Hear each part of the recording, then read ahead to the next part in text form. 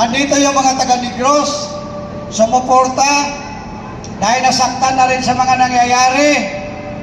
Lahat, pati mga taga-media, sa kasama nating mga pulis, sundalo, at kung saan tayo galing, magandang hapon sa ating lahat. Ito, mahaba-haba sana ito, pero medyo limitado tayo ng oras. Bilisan ko na lang. Focus lang tayo doon sa nangyayari natin na pagtaas ng langis. Kung bakit ba ito ginanito tayo ng ating gobyerno. Siguro, sa karamihan ninyo, hindi ninyo alam kung bakit biglang tumaas ang langis. Wala nang makuha ang gobyerno na nakawin ng flood control.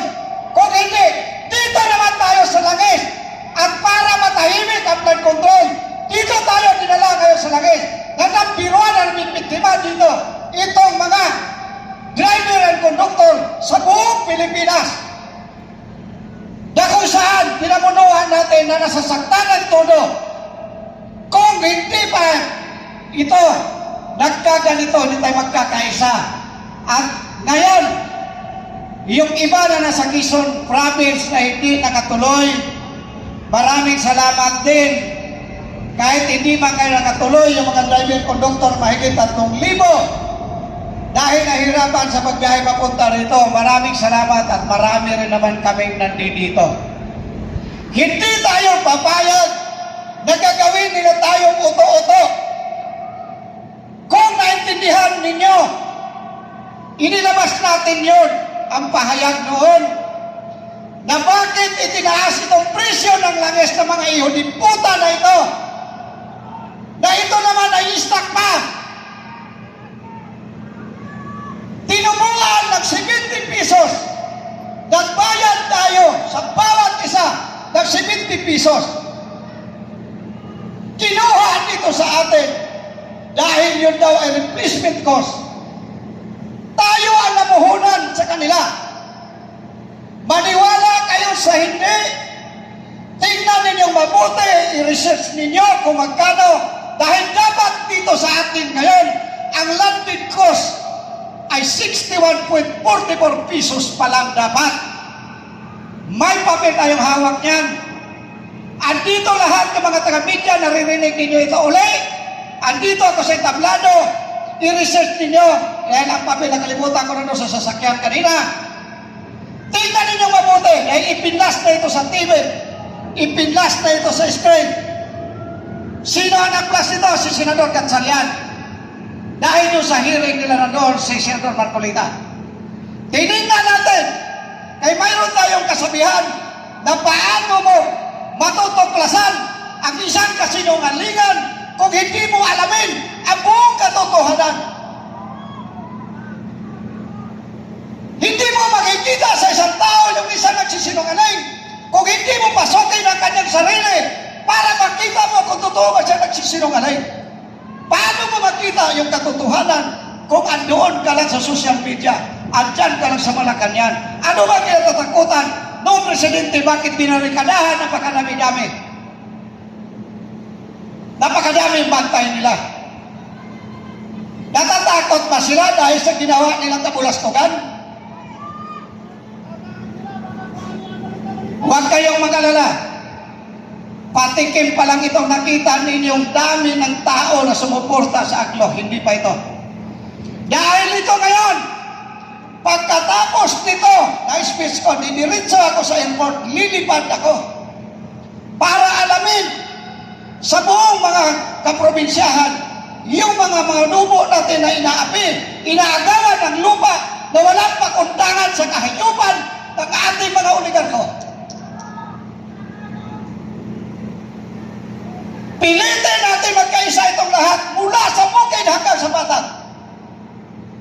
Dahil itong gobyernong ito na walang pakundangan sa pagluluko sa taong bayan, hindi natin itong papayagan. Tumigil na ako sa pag-leader sa kalsada, pero kailangan kong bumalik. Dahil hindi po pwede ang ganitong sitwasyon. Ang dami nandiyan sa social media kung ano-ano mga pinagsasabi. Huwag ninyo lukuhin ang sarili ninyo. ninyo yan magiging Prime Minister, kayo lang. Huwag ninyo kami isali. Dahil kami ni kailan, hindi kami papayag yan na mayroong mamuno sa ating bansa na ganito kababoy, ganito demonyo sa ating mga mamamayan. Binigyan mo ng emergency doon sa langis natin. Nagkaroon noong March 24. Pero kung kailan nagkaroon ng kapangyarihan, saka itinaas, umabot tayo ng 153 ang litro ng diesel. Yung ba ang tamang presidente? Binigyan ka na ng karapatan na para puksain itong lahat. Nang dahil doon sa Winner Regulation Law, hinayaan mo na mabuyin yung Pilipino. Hinayaan mo na maghirap ang lahat. Walang pakundangan itong kahayupan na ito. Nagtaas ang langis, umabot ng 153 ang litro. Pero nang humirit ang transport na kailangan ng karagdagan ng pamasahe para magtuloy-tuloy ang trabaho ng ating manggagawa, anong ginawa? Nag-approve ang LTFRB, pero pinigilan ng ating gobyerno para hindi magkapagtaas. Kaya hindi na kailangan mag-transport strike pa tayo. Dahil kusa lang tumigil ang mga sasakyan sa kalsada dahil wala ng pambili ng diesel. Ito ba ang legacy na iiwan ng ating gobyerno? Anong klaseng pamuno ito? Ha? Siguro, magising na ang lahat dahil lahat ng kahayupang yan, alam naman natin ang taong bayan kung anong dapat natin gawin. Hindi habang buhay sila nandiyan. May hangganan yan.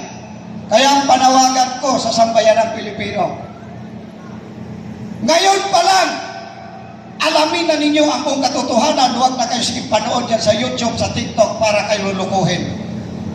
Dahil hindi kayo dapat maluloko. Dahil kayo mismo, alam ninyo ang nangyayari ngayon.